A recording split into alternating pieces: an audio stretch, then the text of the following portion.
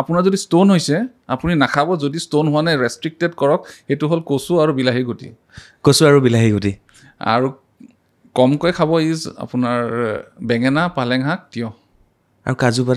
কাজু বাদামটো আমি অসমীয়াত নাখাওঁ তথাপিও মই কৈ দিছোঁ কাজু বাদাম যদি বেছি খায় তাতো অক্সেলেট কণ্টেণ্ট বহুত আছে চ' গোৱা গৈ ফেনি নাখাব আৰু অ'কে এইকেইটাৰ পৰা বাচি থাকক কিন্তু পানী খাই থাকিব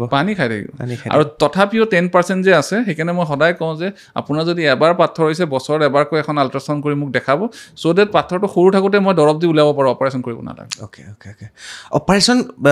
মানে 5 মিলিমিটাৰ না 5 মিলিমিটাৰতছে কম থাকিলে নৰ্মেলি কেতিয়াও ওলাই যাব এক্সেপশ্যন চবতে আছে কিন্তু ইউজুৱেলি উই ডোণ্ট ডু কিন্তু ছাৰ আপুনি ক'লে যে অসমীয়া খাদ্যত এইকেইটা বস্তু বেয়া অসমীয়া খাদ্যত আৰু এটা বস্তু আছে চবেই কৈ থাকে যে দুপৰ টেঙা পাত খালে আমাৰ দুপৰ টেঙা ভাল মানে দুপৰ টেঙা পাত তাৰপিছত আৰু এটা আছে নহয় পাতেগজা সেইটোৱে কি কৰে সেইটো হ'ল ডায়েৰিচিছ মানে পেচাব বেছিকৈ ফৰ্ম কৰে চ' দুপৰ টেঙা বা পাতেগজা যদি আপুনি খায় তেতিয়া আপোনাৰ ডায়েৰিচিছ বেছি হয় ষ্টোনটো ওলাই যায় কিন্তু সেইটো beneficial for stone non formation is not correct বুজিলোঁ গতিকে অসমীয়া খাদ্যত আছে এইকেইটা কমকৈ খাব দুপৰ টেঙা মাজে মাজে খাই দিব